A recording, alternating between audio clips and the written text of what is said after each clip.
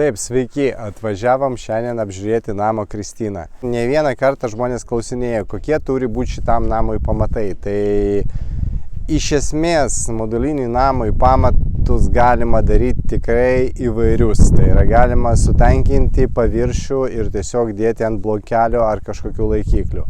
Galima betonuoti pamatą rostvirkinį su poliais. O čia užsakovas pasirinko kitą variantą.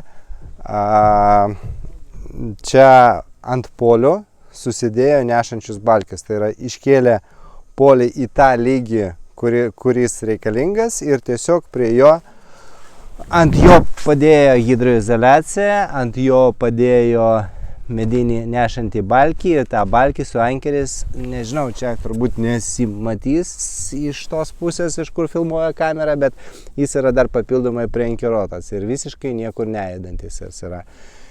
Tai geras prapūtimas vėjo, tikrai niekada ten nebus jokios drėgmės, bus padarytas paskui dar papildomas toksai kaip sienutė, kurie uždengs visas tas konstrukcijas, atrodys kaip rostverkas.